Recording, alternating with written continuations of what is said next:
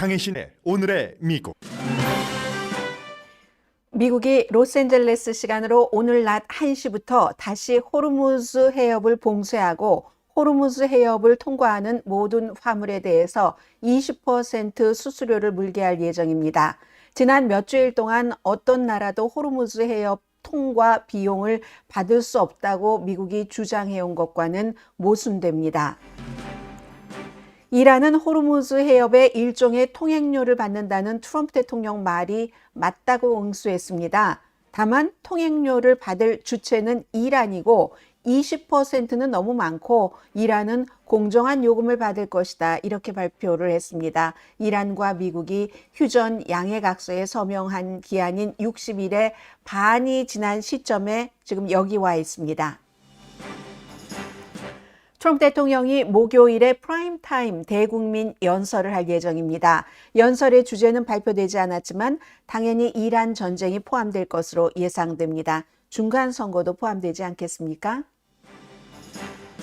연방 판사가 트럼프 대통령이 국세청을 소송한 뒤에 합의한 18억 달러 배상금 지급, 즉 반무기화 기금을 무효화했습니다.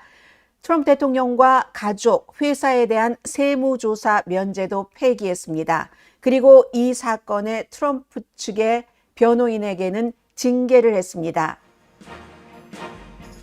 급작스럽게 사망한 린지 그레이엄 연방 상원 의원 자리에 그의 여동생이 앉게 됐습니다. 트럼프 대통령의 제안이 있은 뒤에 사우스캐롤라이나 주지사가 그렇게 했습니다. 그런데 미국에서는 의원이 숨지면 가족이 남아있는 임기를 채우는 것이 오랜 관례와도 같습니다. 지난달 물가 상승률이 3.5%로 조금 내려갔습니다. 5월에 비해서. 5월에 연간 대비 물가 상승률은 4.2%였습니다. 내려간 이유는 짐작하시는 그대로 에너지 인하 때문입니다. 그러면 또 올라갈 수도 있다는 지금 미국과 이란과의 문제를 볼 때 짐작되는 부분입니다.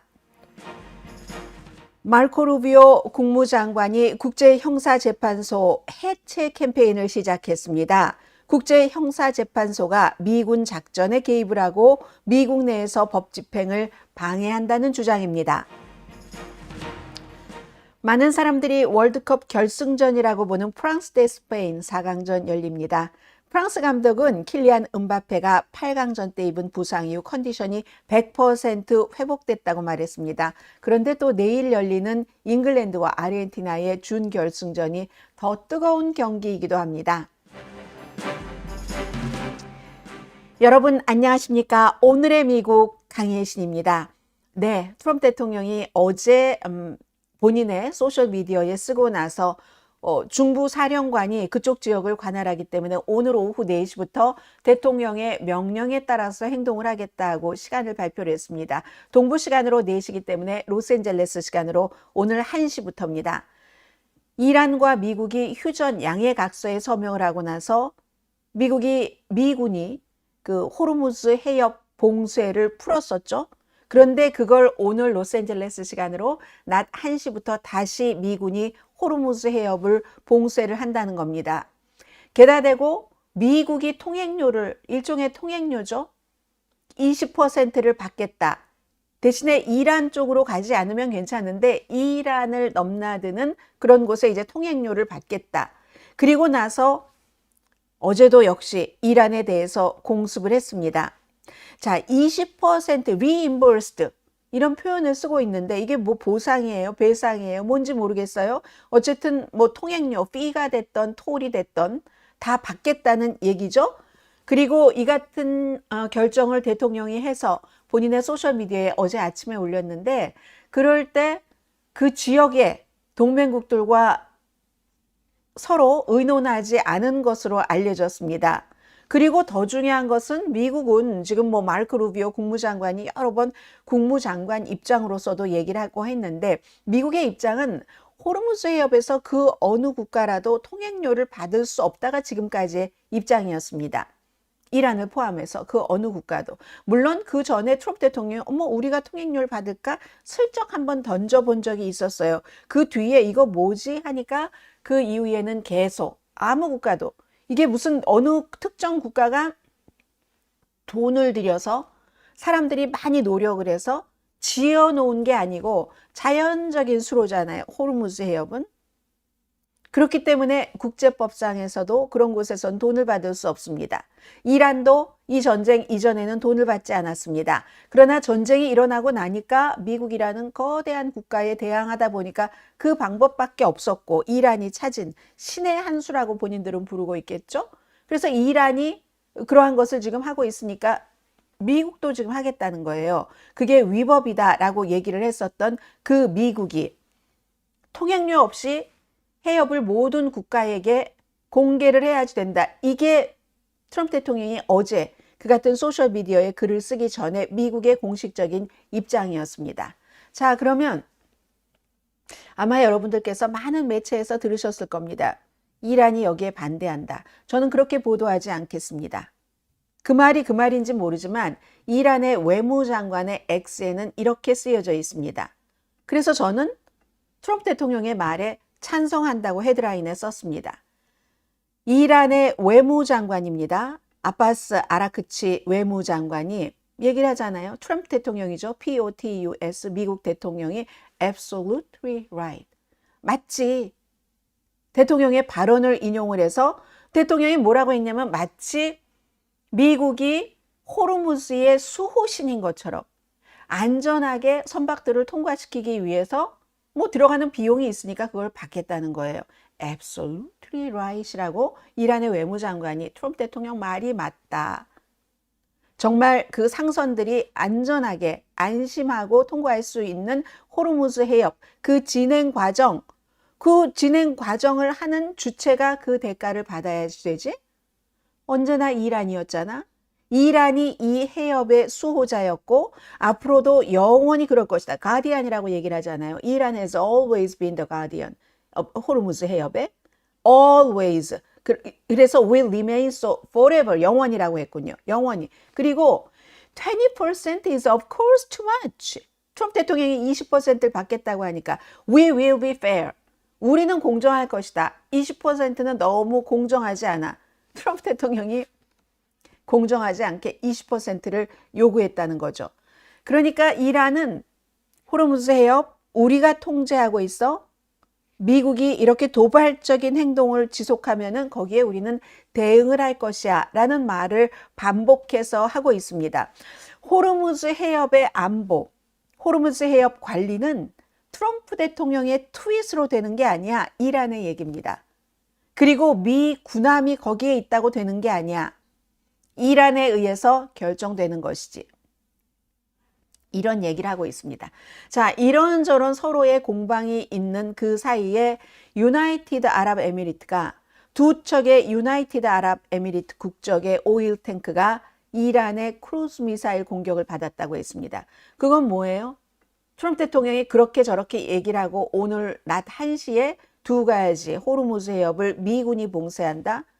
통행하는 선박의 통행료를 받는다. 이걸 시행하기 전에 또 이란을 공습을 했어요. 그러니까 이란도 미국의 동맹국들을 공습을 한 그 과정에서 일어나는 일들입니다. 오만영의 호르무즈 해협 남쪽 항로에서 결국은 유나이티드 아랍에미리트 국적의 두 척의 오일 탱크가 오일 탱크예요. 이번에 오일 탱크 공격을 받아서 인도 승무원 1명이 숨졌고 8명이 부상당했는데 부상자 8명 가운데 2명은 지금 중상이랍니다. 그럼 지금 날짜로는 60일이에요.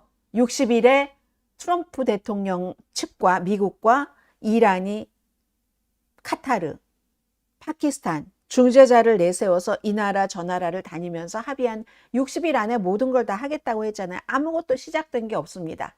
서로 싸우는 것 이외에는. 다시 반이 지났어요. 지금 그 60일에 반이 왔는데 그러니까 이쯤 되면 세계 지도자들은 저 이란에서 다시 분쟁이 일어날 수 있겠구나. 트럼프 대통령의 어떠한 그 철저한 처음부터 끝까지 준비됐었던 플랜이 아닌 그때그때 대응하는 그 졸속 플랜 같은 것 그리고 이란의 엄청난 처음부터 끝까지 일관적인 강경함 이것 때문에 부딪힐 수 있겠구나 하는 우려가 지금 커지고 있는 거죠. 그리고 미국도 그렇고 이란도 마찬가지예요. 이렇게 자연 수로에 대해서 통행료를 부과하는 이러한 것은 지금 항행의 자유, 뭐 프리덤 오브 내비게이션인가요? 그런 국제적인 항해의 자유, 글로벌 규범을 위반하는 것, 두 나라 지금 다 위반하는 겁니다. 그리고 결국은 이게 미국과 이란에만 통하는 게 아니라 이런 문제가 막 이렇게 돼서 다시 경제적인 그 혼란 같은 것이 일어날 그럴 확률이 굉장히 많은 거죠. 지금 이게 바로 지금 이란과 미국과의 이슈고 어디로 가고 있는지 알 수 없죠. 알 수 없는 그 상황에서 트럼프 대통령이 대국민 연설을 한답니다. 오늘 화요일이에요. 수요일, 목요일에 대국민 연설을 하는데 그 대국민, 그러니까 프라임 타임에 하는 거죠. 기본적으로는 그 악시오스가 요즘 이런 것을 빨리 취재를 하거든요. 선거를 깨끗하게 해야 된다. 정말 결함 없이 해야지 된다. 그걸 강조할 것이라고 하고 악시오스의 판단에 따르면 이란 상황 업데이트가 당연히 들어가겠죠. 대통령이 중요하다고 생각되는 그 밖의 주제들도 포함이 될 겁니다. 뭐 여러 가지 뭐 이슈가 많아요. 뭐 잡동사니예요. 이렇게 비슷하게 그 트럼프 대통령 관계자들이 악시오스에 보도를 했다고 하더군요. 물론 트럼프 대통령이 잘 아시는 것처럼 기자들에게 굉장히 오픈돼 있는 사람입니다. 본인이 어떤 땐 직접 전화도 걸고요. 텔레비전 보다가 팍스에서 팍스 앤 프렌즈에서 뭔가 내가 하고 싶은 말이 있어. 그러면 전화하잖아요. 그럼 팍스 앤 프렌즈가 기획을 했었던 준비했었던 프로그램 다 뒤로 하고 어떤 땐 대통령과 막 그 프로그램 시간 내내 인터뷰를 하다가 그 다음 시간으로 넘긴 때도 있었던가요? 그런 식입니다. 그 정도로. 그리고 어떤 때는 악시오스 기자와 따로 인터뷰를 하고 뉴욕타임스 기자 뭐 이런 식으로 대통령이 직접 누구를 콕콕 찍어서 그런가 하면은 요즘에는 팟캐스트도 많으니까 팟캐스터들과도 인터뷰를 합니다. 그런데 대국민 담화는 트럼프 대통령이 기자들에게 굉장히 오픈된 것에 비해서는 많이 하지 않은 편이거든요. 아마도 그 국민과 직접 지금 소통을 하겠다는 것을 늘려가려는 의지인지 그건 잘 모르겠어요. 그래서 프라임타임 연설은 서부 시간에 맞추지 않습니다. 대통령이 있는 백악관 동부 시간에 맞춰서 9시죠. 사람들이 일을 하고 집에 가서 저녁을 먹고 이제 막 텔레비전 키려고 하는 그때 밤 9시에 Speech to the Nation 대국민 연설을 하게 되는 겁니다. 글쎄요, 내일 모레 이 연설에서 이란과 다시 교전이 되는가. 그런데 이 문제는요, 이미 어제도 지금도 뭐 파키스탄 총리인가요? 누군가가 와서 백악관에서 얘기를 하고 있는데 기자들이 이거 뭐예요? as usual인 거예요? 공격을 했다 말았다 하는 것이 이런 질문을 대통령이 받고 하던데 지금 제일 중요한 게 이제 이란과 어떻게 할 것인가 시시각각 변하고는 있어요. 근데 대통령이 굉장히 언급하고 싶어하는 그런 사안이겠죠. 선거의 무결성. 이건 말씀드린 것처럼 대통령이 가족처럼 친하다. 대통령의 골프 파트너예요. 대통령이 되기 전에는 가장 경멸했었던, 가장 강하게 공격했었던 린지 그레이엄 연방 상원 의원이 숨지고 나서 어떤 대화를 나누셨어요? 했는데 린지 그레이엄은 숨지기 직전까지 강조했었던 게 러시아를 제재하는 것이다. 이거였거든요. 그리고 직접 우크라이나에서 비디오 영상도 만들었잖아요. 젤렌스키 대통령과 면담을 하고 나서. 그런데 트럼프 대통령은 그 얘기는 하지 않았고 이 바로 선거의 무결성, Save America Act 여기에 대해서 강조를 한다는 이거 뭐 유권자 신분을 철저하게 조사하고 하는 이게 지금 교착 상태잖아요. 의회에서. 왜냐하면 상원에서 통과되려면 60명 이상이 이거 이렇게 투표를 하자 하는 거 해야 되는데 그 단계를 못 넘어가요. 하니까 대통령이 60명 그 절차 없애버려. 필리버스터 없애버려 하는데 이 부분에 대해서는 지금 공화당의 상원 원내대표조차도 동의하지 않고 있기 때문에 딱 교착이죠. 민주당이 반대를 하고 있으니까. 공화당 의원 53명밖에 안 되는데 더 어려워졌네요. 린지 그레이엄 의원, 동생이 들어갔으니까 이건 될 테고 미치 매코넬이 또 투표를 할 수 없게 돼 있고 이 문제입니다. 민주당 전원이 반대를 하고 있고 공화당에서도 반대하는 의원들이 몇 명 있어요. 리자 머커우스키, 알래스카가 지역구인 의원이라든가 아니면 뭐 탐 틸리스 노스캐롤라이나가 지역구인 의원 이런 사람도 반대를 지금 하고 있습니다. 그리고 어쩌면 사람들은 이런 얘기를 해요. 2020년 트럼프 대통령이 바이든과 대결을 했을 때입니다. 그걸 지금 다시 이번에 임기 2기 들어와서 그 본인이 꾸려낸 그런 팀으로 수사를 다시 했잖아요. 수사예요? 조사예요? 뭐 리뷰잉이에요? 리뷰하는 거예요. 거기에 대한 결과를 발표를 할 수도 있다는 얘기를 악시오스가 하던데 지금까지도 2020년 나는 패배하지 않았어.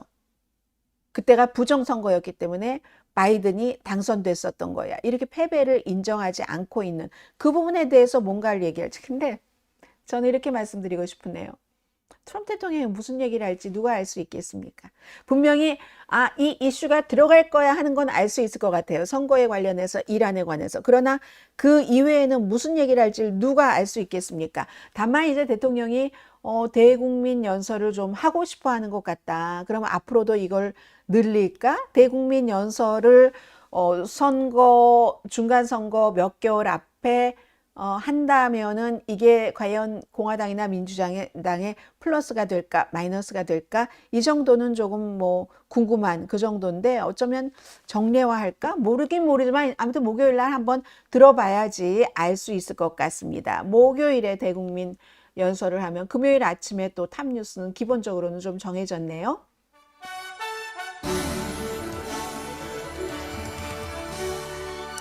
지금 트럼프 대통령이 다른 나라 지도자와 지금 백악관에서 회담을 하고 있긴 하지만 이란의 리더십이 굉장히 그 상대하기 힘들다.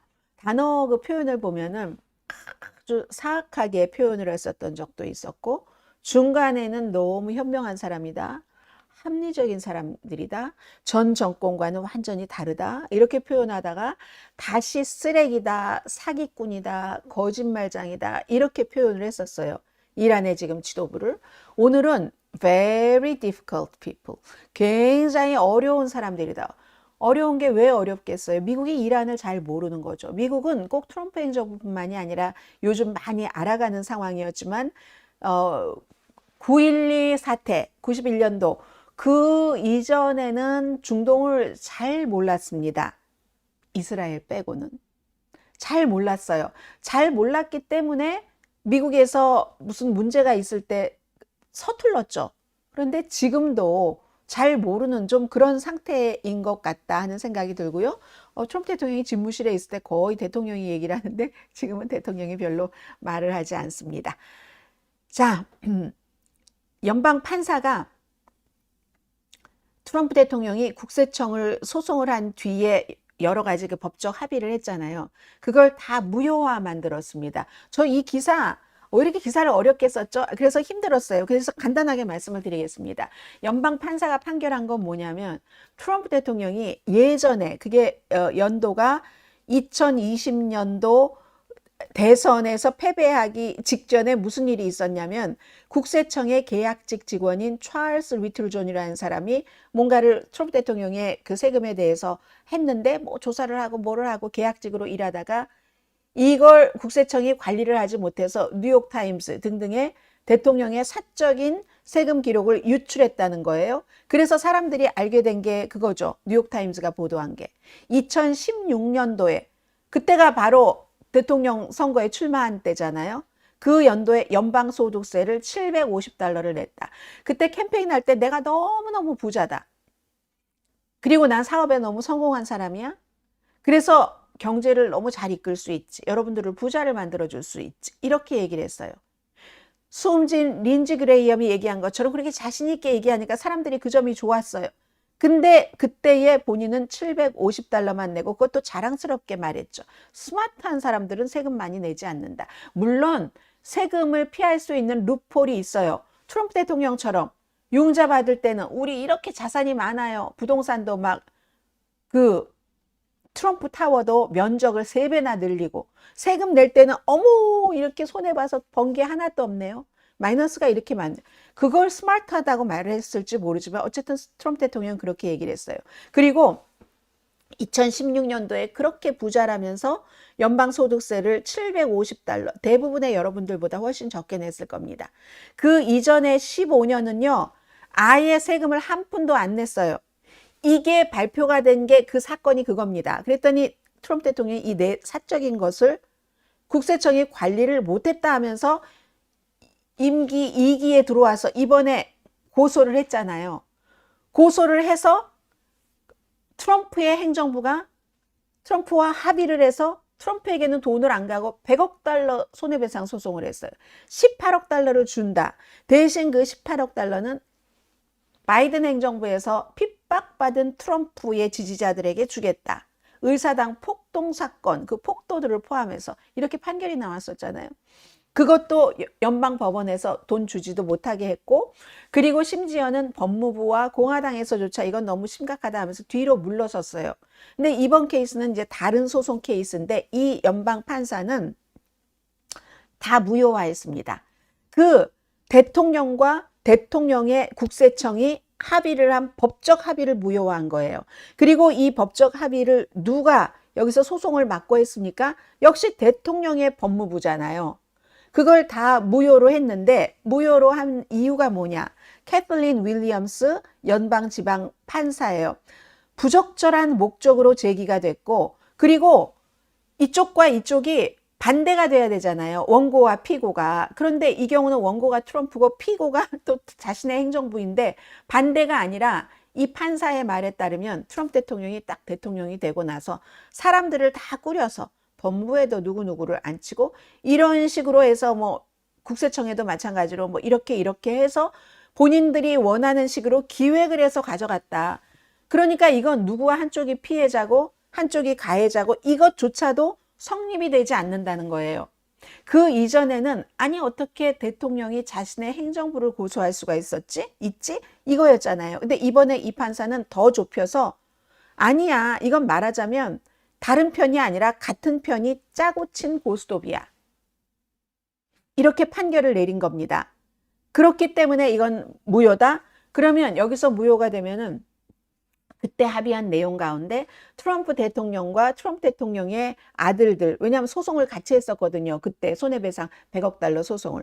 트럼프 대통령의 회사 영원히 세금 감면에서 면제되도록 하는 거. 이것도 무효가 되는 겁니다. 일단에 어제의 판결에 따르면. 그리고 또 있어요. 이 변호를 맡은 변호사 두 사람은 이 사람들은 불순한 목적으로 이게 정말 가짜 소송인데 서로 짜고 치는 고스톱을 치면서 진짜인 척, 말하자면 치링했다는 얘기잖아요. 고스톱 치면서.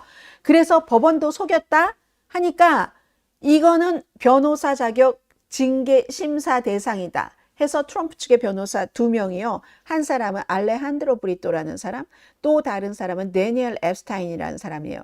그래서 이제 징계 가능성을 심사를 받게 되고 또 다른 사람은 플로리다 남부 법원 사건에 1년 동안 관여할 수 없게 이렇게 판사가 판결을 내렸습니다. 물론 이 판결에 대해서 트럼프 대통령이 이게 지금 처음 나온 판결인데 가만히 있을 리는 없겠죠. 당연히 항소를 하겠죠. 항소를 하겠지만 그럼에도 불구하고 대통령의 그 거대한 그림 자체 처음엔 너무 황당했었죠. 어떻게 본인의 국세청을 고소를 하는데 그 또 소송을 법무부에서 중간에 이렇게 중재를 해서 뭐 이렇게 했었잖아요. 결국은 법원에서 한번 무너졌습니다. 이 다음 단계가 어디까지 갈지 모르지만 이 자체만으로도 좀 의미가 있다고 그렇게 보여지고요.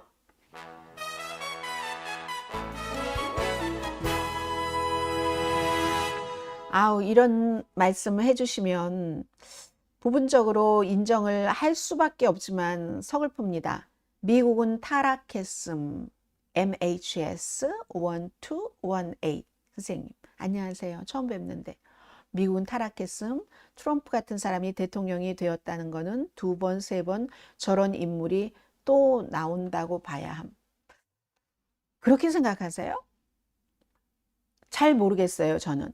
그렇지만 적어도 대통령에는 트럼프 대통령과 비슷한 사람은 나오지 않지 않을까요? 다른 대통령 아래 아니면 뭐 입법기관이라고 하니까 연방 상원의원, 하원의원 개인은 그러니까 대통령과 동격으로 취급해야지 되는지 모르지만 다른 데서도 지금 좀 반면 교사를 하고 있지 않나요?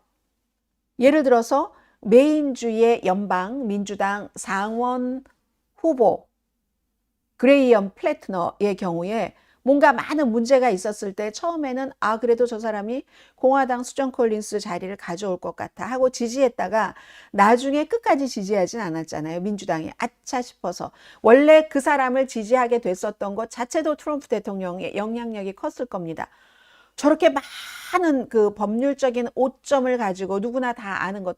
그런데 대통령까지 되는데 그리고 메인주의 유권자의 성향도 있고 터프한 거 좋아하는 성향. 트럼프 대통령 좋아하는 사람들도 터프한 성향 좋아하잖아요. 강하다, 시원하다, 사이다 발언이다. 이렇게 좋아하잖아요. 그런 것과 마찬가지로 해서 민주당에서도 그래 저 사람이 이길 수 있을 것 같아 해서 지지를 했다가 뒤로 물러섰잖아요. 일단 무리가 되더라도 우리가 뒷방에서 누구를 또 이렇게 주물럭주물럭 해서 하지 않겠어. 정정당당하게 메인주에서 600명 대의원 참석시키고 전당대회를 하겠어 하고 그렇게 됐잖아요. 그러니까 계속 2번, 3번 저런 인물이 나온다고 봐야 함이라는 것에는 동의하지 못한다가 아니라 확신할 수 없다. 오늘의 미국을 방송하는 사람으로서. 자, 대통령 수준은 곧 그 나라 국민 수준임. 그 말씀에는 동의합니다. 뭐 대통령을 지지하지 않는 사람들도 있지만 어쨌든 대통령이 많은 표 차이는 아니지만 다른 후보를 2번이나 이겼잖아요. 2번이나 이겼기 때문에 근데 둘 다 여자네요. 힐러리 클린턴, 카밀라 해리스. 그랬기 때문에 법은 항상 바뀔 수 있음 이란 말씀을 써주셨는데 법이 바뀌는 게 중요할 수도 있어요. 법이 바뀔 수도 있습니다. 연방대법원의 구조가 달라진다던가 그 보수 진보예요. 아니면 구조는 똑같아도 시간이 지나면서 나이가 들면서 연방대법관들 자체 본인들의 성향이 변화할 수 있잖아요. 진전, 진보, 뭐 여러 가지로. 그래서 또 법이 바뀔 수도 있고 그 법의 판결이고 이것은 의회에서 법을 시대에 맞게 그렇게 또다시 만들 수도 있겠죠. 만들 수도 있다. 근데 더 중요한 것은 변치 않아야 되는 것은 법이 바뀔 수 있다가 아니라 법이 있으면 그 법을 법으로 인정을 한 이상은 시행 문제죠. 예를 들어서 ICE가 또 메인주에서도 사람을 숨지게 했습니다. 휴스턴, 또 미네소타주의 미니아폴리스에서의 남녀 2명의 르네굿과 알렉스 누구죠? 그 2사람을 숨지게 한 그 케이스에 대해서는 지금 새롭게 나온 게 뭔가 그 연방 요원에 무리가 있었다 하는 게 나와서 아마 미네소타주에서 이 문제를 법적으로 다툴 때 조금 유리하게 됐다는 그런 것 같기는 해요. 어쨌든 ICE가 왜 그렇게 하는가? 법이 없겠어요? 국토안보부에 있겠죠. 있지만 지금은 너무 많은 사람들을 하루에 뭐 3,000명 정도를 잡아하고 예를 들어 할당량을 지금 얘기를 했다는 말이 많잖아요. 그럴 때는 법이 있어도 법을 집행할 겨를이 없고 또 사람들이 ICE 막 일자리 찾기 힘들다고 하지만 거기는 엄청나게 많은 사람들이 들어갑니다. 트럼프 대통령 문신을 했다는 이유만으로 적법한 절차 없이 사람들을 생전 본인들이 가보지도 않은 엉뚱한 나라로 어디 아프리카 어디로 수단으로 이런 데로 추방을 해버립니다. 그런데요. 그런 사람들을 추방을 하는 그리고 나중에 보면 그 문신이 엄마 뭐 이런 거였어요. 뜻이. 근데 그게 막 갱이다 하면서 근데 그런 문신한 사람들 문신했다는 이유로 불법 체류자야 뭐 갱 멤버야 하면서 추방을 시켰는데 추방시키는 사람들 문신한 사람들 많아요. 지금 엄청나게 많습니다. 그런 식으로 예를 들어 법이 있어도 이 연방 요원들이 그 법을 찬찬히 따져볼 겨를이 없다던가 그럴 의도도 없고 지금 웬만큼 대강대강 해. 사람 채우는 게 더 중요해. 프라이어리티를 행정부에서 그렇게 정하고 나면은 그 법의 집행이 제대로 될 수가 없는 거죠. 그래서 법이라는 것은 변할 수도 있지만 집행이 더 중요한 게 뭐 어느 나라에나 다 마찬가지 아니겠어요? 자, 린지 그레이엄 갑자기 숨진 연방 상원의원의 동생입니다. 남매밖에 없어요. 그래서 결국은 갑자기 숨졌기 때문에 선거는 8월 11일에 공화당 예비선거 다시 치르고요. 상원의원. 그리고 이제 11월에 누군가가 되면은 그 사람이 1월 달부터 린지 그레이엄 자리를 차지합니다. 어쩌면 아직 그런 얘기는 안 하던데요. 이 여동생이 출마를 한다고 할 수도 있겠죠. 아직 뭐 기간이 조금 남아 있으니까. 사우스캐롤라이나 주지사 헨리 맥메스터가 어제 이 여동생 이름이 길던데요. 달린 그레이엄 노르돈의 아이가 2명이 있는 64세입니다. 린지 그레이엄과 7살 차이니까 그런가요? 7살 차이니까. 린지 그레이엄이, 근데 왜 7살 차이 아닌데.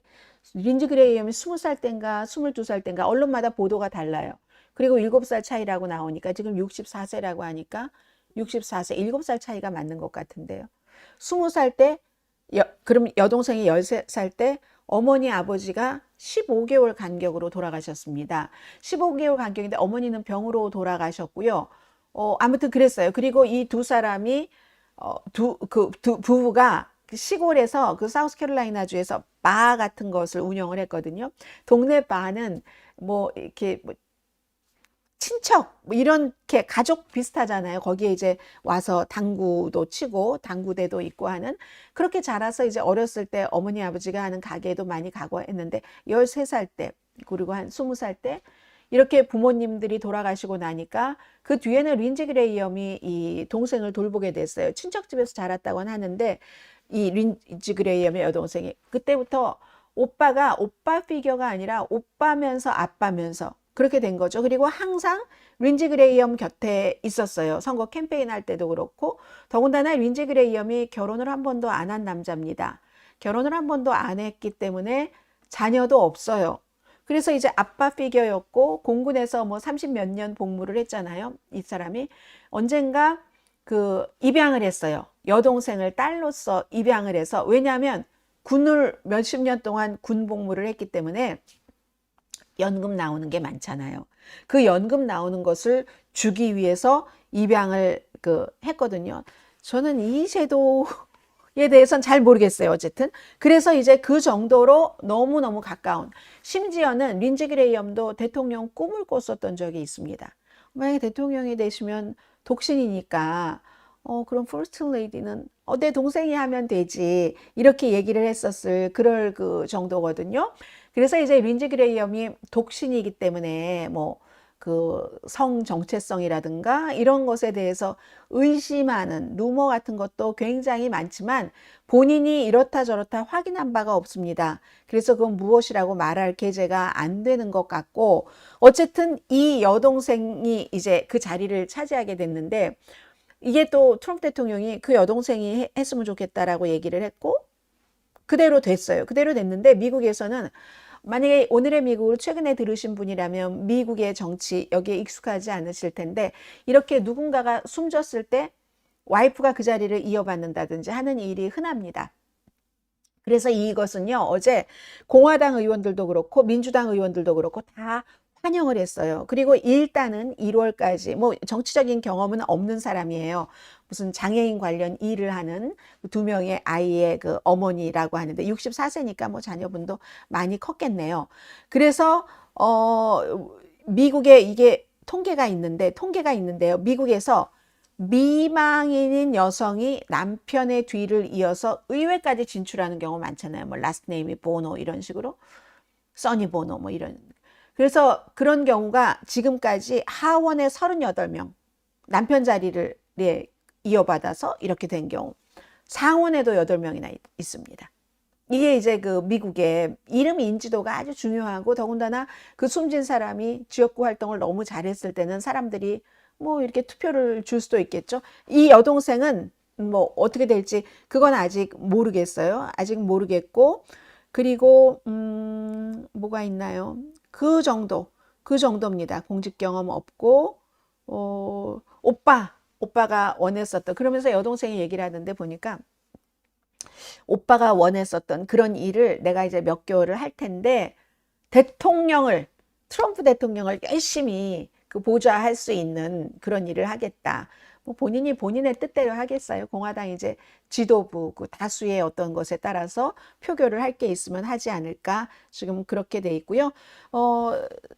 린지 그레이엄이 사망하기 전에 상원 공화당 53석 민주당 47석. 지금도 마찬가지죠. 똑같죠. 그런데 이제 여기서 하나가 더 미치 매코넬 연방 상원 의원도 지금 병상에 있잖아요. 병상에 있으면서 그때 사진을 하도 공개해라 왜 한 달 동안이나 모습을 드러내지 않고 투표도 하지 않고 하는데 나이가 84살이나 됐으니까 이건 뭐야? 건강에 이상 있는 것 아니야? 사람들이 마구 얘기를 했잖아요.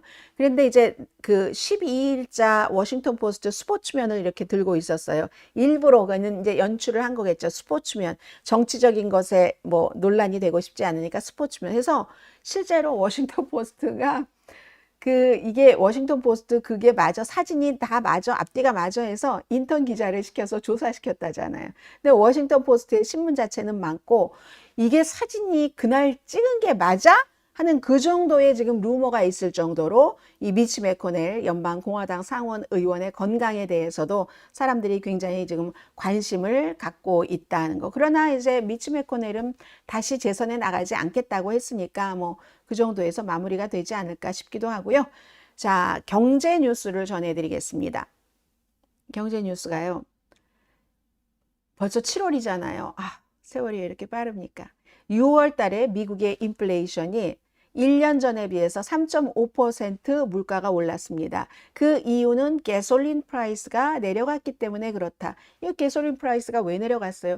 이란 전쟁. 조금 뭐 휴전한다 하니 했을 때잖아요. 6월 달이. 그러니까 지금 이렇게 내려갔어요. 앞으로 또 올라갈 수도 있다는 것을 의미를 하겠죠.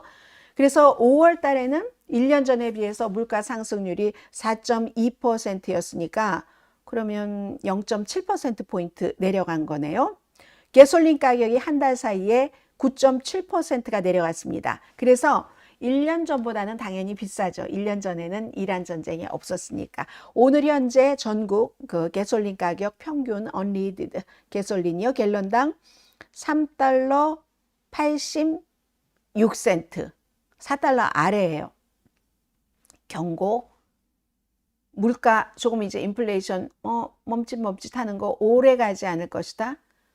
말씀드린 것처럼 트럼프 대통령이 계속 이란을 계속 칠 거라고 얘기를 하잖아요. 통행료도 미국이 받는다고 하고 하니까 그런 것들 때문에 갈등이 생기면 지금 브렌트유 같은 거 지금 다시 오르는 것 같던데요. 오늘 아침에 오일 값이 오르고 있어요. 그래도 그다지 많이 오르진 않았네요. 1.81%. 어제 올랐었죠. 뭐 이런 식으로. 그래서 이게 영원하지 않는다. 그렇게 되는 경우 몇 달 사이에 다시 물가가 오르고 하면은 사람들이 생각하는 것은 이자율이잖아요. 금리 인하는 당분간 좀 어렵지 않을까 이런 전망도 나옵니다. 그리고 이제 뭐 취임한 지 얼마 되지 않아요. 케빈 워시 연준 의장이 우리는 뭐 정치에 흔들리지 않겠다 뭐 이런 얘기를 하면서 6월 달에 첫 번째 그 회의가 있었잖아요. 기준금리 3.5에서 3.75%로 지금 동결을 했었고요. 추가 인상 가능성 얘기가 지금 많이 나오고 있었잖아요. 그 상태에서 많이 나오고 있었는데 어떻게 될지 잘 모르겠어요. 그리고 에너지 가격은 내려갔어요. 분명히 지난달에 내려갔는데 식품은 어때요, 여러분? 고깃값 엄청 오르지 않았나요? 식품 가격은 고기뿐만이 아니라 계란도 올랐다고 하네요. 우유도 올랐고 곡물도 올랐고 뭐가 안 오른 거예요. 외식 비용은 여전히 비싸고 외식 가격은 지난해보다 평균 3.7% 높답니다.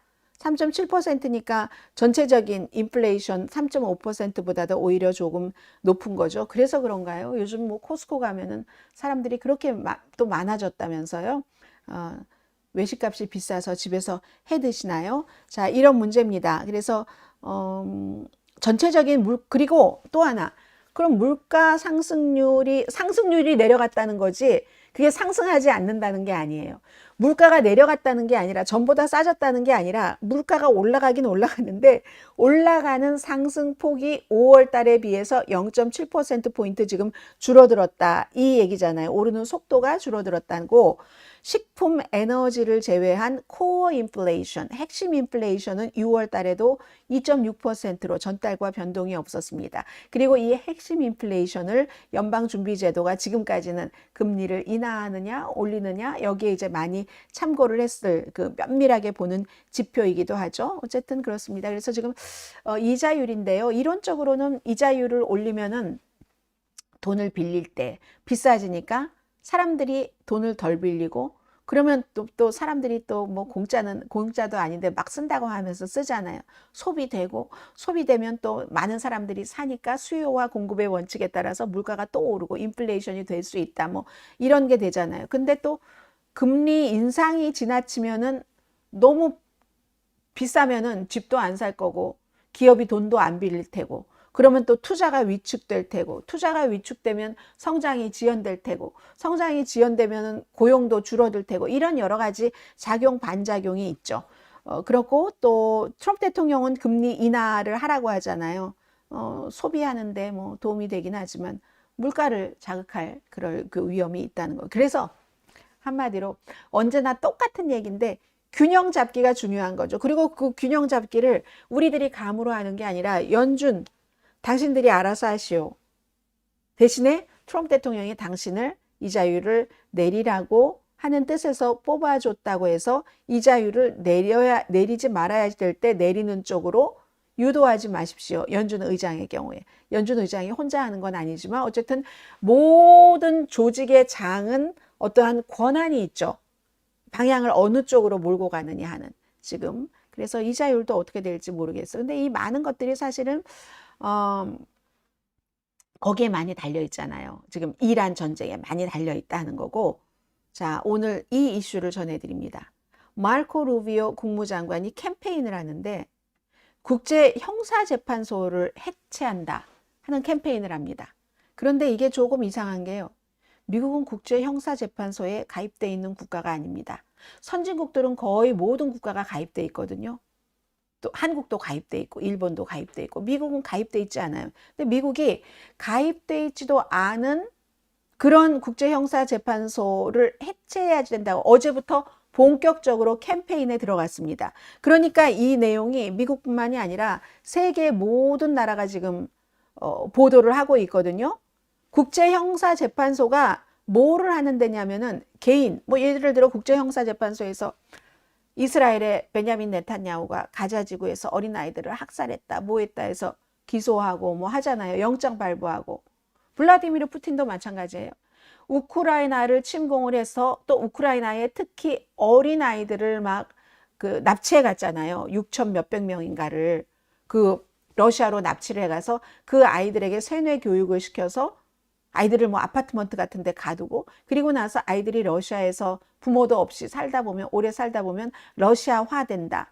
그럼 나중에 미래에 그 아이들을 뭐 소년병으로 만들고 소년병보다 청년병으로 만들어서 추후에 무슨 분쟁이 있을 때 그 아이들을 우크라이나에 보낸다. 뭐 이런 그림들이 있잖아요. 그러니까 국제전범으로 막 기소가 되고 그러면은 여기에 국제형사재판소 여기에 가입된 국가에는 못 가요. 가면 영장 발부되고 하면 체포되니까. 미국에 왔죠. 미국이 국제형사재판소 여기에 가입돼 있지 않았기 때문에 그렇습니다. 그러면 왜 마르코 루비오 그 국무장관은 이것을 해체를 한다고 하는가? 미국의 주권을 위협한다고 얘기를 합니다.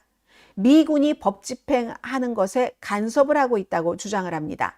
그리고 미국 국경 순찰대원과 선출되지 않은 지도자들이 아니 이렇게 얘기를 했어요. 어제 국제법정에 끌려가서 전 세계 판사들에 의해서 재판받는 장면을 상상해 보세요. 어제 이제부터 캠페인을 했다는 게 월스트리트저널의 마르코 루비오 국무장관이 지금 제가 말씀드린 이 같은 내용들을 어피니언에 썼거든요. 우리가 만약에 가만히 있는다면은 우리 모두는 수천 마일 떨어진 외국 판사들의 손아귀에 잠겨 있다. 이른바 어떠한 다른 나라를 피해를 주면서 우리 미국을 방어했다는 이유로 다른 나라 피해 주면서는 얘기하지 않았어요. 미국을 방어했다는 이유로 기소가 되거나 심지어 감옥에 갇힐 끊임없는 위험에 처하게 될 거다. 그러니까 국제형사재판소는 폐지가 돼야지 된다. 이렇게 얘기를 합니다. 그러면 국제형사재판소의 그 국제법 전문가들은 뭐라고 얘기를 하는가? 가디안과 인터뷰를 하는데요. 마르코 루비오 국무장관 발언을 국제재판소의 권한을 왜곡한 것이라고 주장을 합니다. 휴먼 라이트 인권 워치하는 그런 그룹 휴먼 라이트 워치의 전 사무총장이에요. 케네스 로스 이분은 국제형사재판소는 미국에서 벌어진 행위에 대해서 관할권을 행사하려고 하지 않습니다. 미국은 거기에 가입되어 있는 국가가 아니기 때문에 미국 안에서 일어나는 일에 대해서는 국제형사재판소가 어떠한 일을 할 수가 없습니다.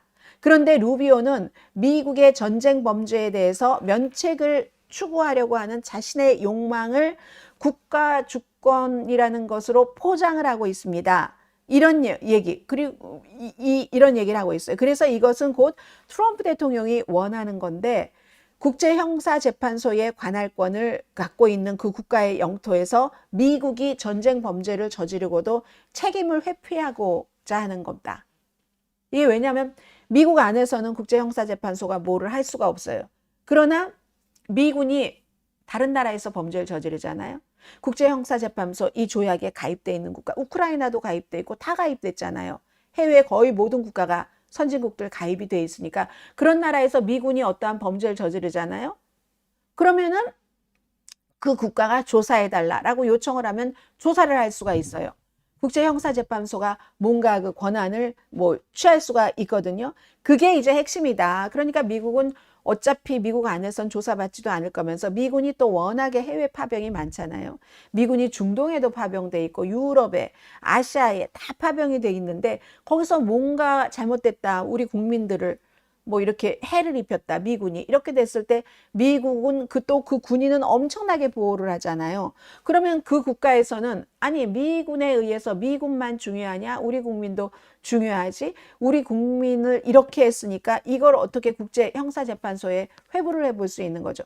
그 자체를 이제 피하기 위해서 국제형사재판소는 없어져야지 된다 하는 얘기입니다. 그러니까 바꿔 말하면 아니 뒤가 캥기지 않으면 왜 저러냐고 라고도 말할 수 있는 그런 그 부분입니다.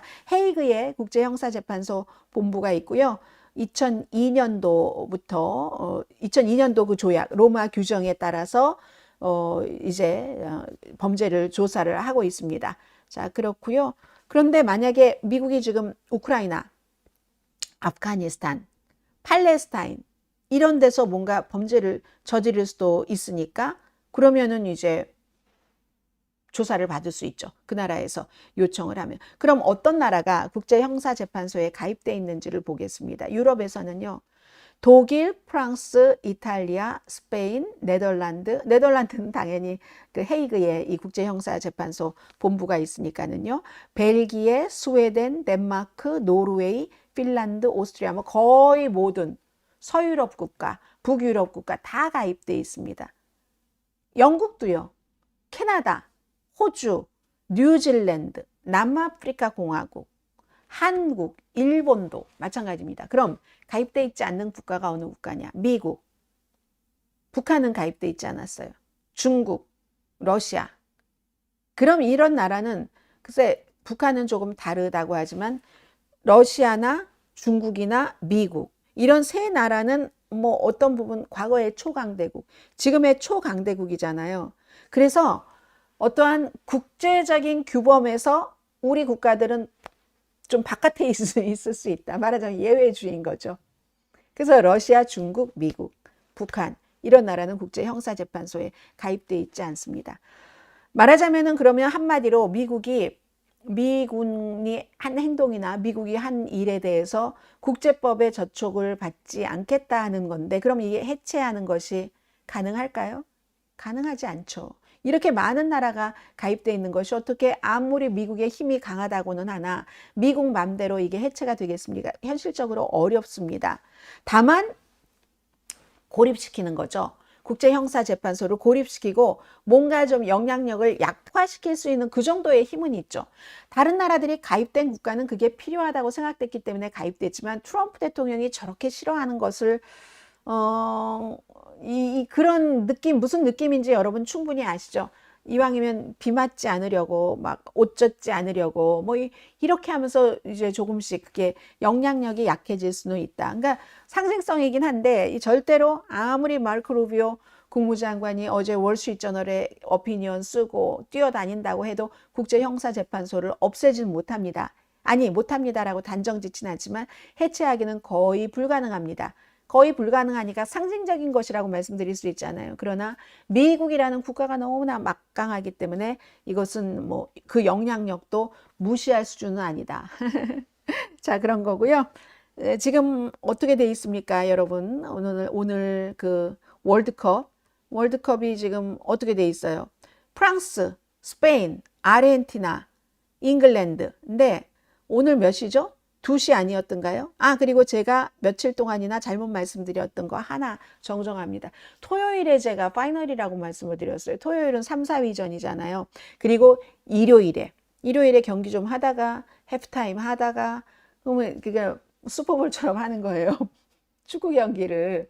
근데 우리는 뭐 BTS를 봐서 좋아하시는 분들이 많으실 것 같은데, 자, 세러데이고 오늘 어떻게 되나요? 월드컵 매치가 아유, 이거 어떻게 됐어요, 지금? 12시네요. 12시, 아, 잘 됐어요. 12시에 프랑스하고 스페인, 이게 결승전이다. 원래 올해 우승팀이 프랑스야, 스페인이야, 이렇게 많이들 얘기를 했었잖아요. 그런데 잉글랜드와 아르헨티나도, 잉글랜드에도 두 선수의 그 콤비가 있고, 아르헨티나는 메시가 살아있어가 있으니까 이것도 더 오늘도 강하고, 내일도 강해요. 내일도 12시거든요.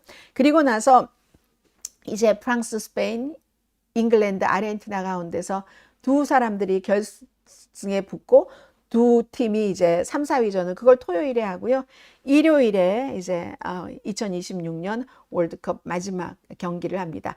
이 마지막 경기를 하고 트럼프 대통령이 마지막 경기는 참석을 한다고 했잖아요. 당연히 우승 트로피를 주는 그 시상식에도 트럼프 대통령이 참석을 하겠죠. 오늘 보니까요. 여러분 이거 보세요. 이거 소면 아니에요. 소면이고 실제로 에릭 김이라는 그런 그 요리사가 만든 레시피인데요. 이거 소면을 차갑게 해서 이거 미국식으로 만든 거예요. 방울토마토 많이 넣고 뭐 레디쉬도 넣고 해서 했는데 이것도 시원할 것 같긴 하지만 지금 여기에 어떤 분은요 이걸 뭐 이 면을 오이로 싹 바꿨대요. 그래서 오이 냉국처럼 넣은 건데 여기에 매실청도 넣었다고 하고 하는데 그냥 더우니까 제가 한번 말씀을 드려본 거예요. 월드컵 보시면서 따닥 후루룩 드실 때 뭐 이거 아니어도 좋아요. 냉면도 좋아요. 저희 어제 냉면 먹었는데 그 물냉면의 물은 냉동실에다가 조금 넣어놨다가 물냉면도 삶아서 정말 바닥바닥 다 냉면은 안 그렇게 전분이 없을 것처럼 보이지만 냉면에도 있어요. 바닥바닥해서 시원하게 드시면서 여러분 아주 축구 경기 재미나게 보시기 바랍니다. 오늘 로스앤젤레스 엄청 더워서요. 그리고 늘 여러분들께 감사드리고 있다는 말씀 한번 드리고 싶습니다. 오늘 10시 전에 끝날 수 있기 때문에 어떤 때는 너무 늘 급하니까요. 은화김 선생님, 항상 시청자들에게 좋은 뉴스를 해주셔서 감사드립니다. 항상 제가 선전해 드릴게요. 우리 택시 손님들과 함께 듣습니다. 럭키 행운 택시 존킴 사장 올림. 럭키 행운 택시 여러분 어디에 계시는지 럭키 행운 택시를 타주세요. 타주시고 존킴 사장님 고맙습니다. 앞으로도 계속 손님들과 함께 오늘의 미국을 들어주시기 바랍니다. 자, 여러분 이렇게 시원한 소면 드시면서 김치 소면도 좋을 것 같고 비빔 소면도 좋을 것 같고 냉면도 좋을 것 같고 해피한 하루 지내시고 저는 수요일인 내일 뵙겠습니다. 강혜신이었습니다. 바이.